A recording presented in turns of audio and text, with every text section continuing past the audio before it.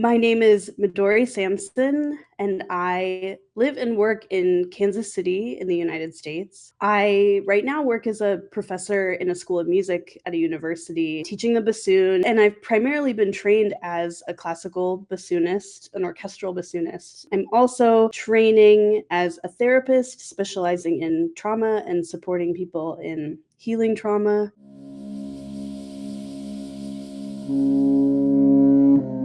I have so many audio materials available to me being an instrumentalist and also being interested in environmental sounds. So in my sound art practice, I'm really excited about going to specific places that matter to me and to my family and exploring the soundscape of that place. What sounds are there that stick out to me and that are significant to the place and the experience of being there. Mixing those sounds into pieces using distortion, repetition, white noise, and reversing things, pasting things in interesting ways. And then usually weaving in some kind of acoustic bassoon or distorted bassoon.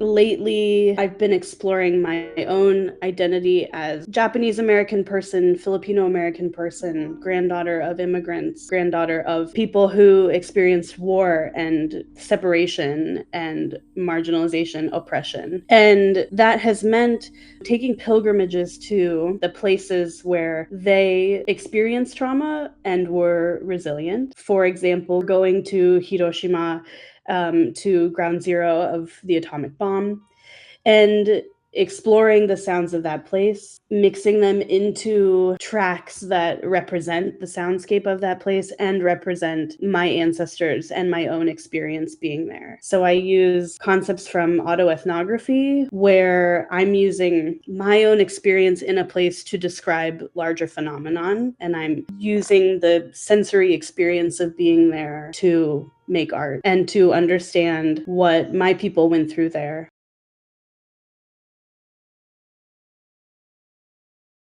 In the residency, I will be focusing on processing some of the sound data that I've collected in these important and very heavy places for my family. I would like to make a couple of commemorative tracks alongside the sound piece of that. I'm also new to this, but exploring visual elements of photography, Japanese traditional embroidery, poetry. So I'm thinking a lot about the visual parts that can accompany these sounds and how those other art forms can be an accompanying altar that can be honorific of the people that I'm writing music about.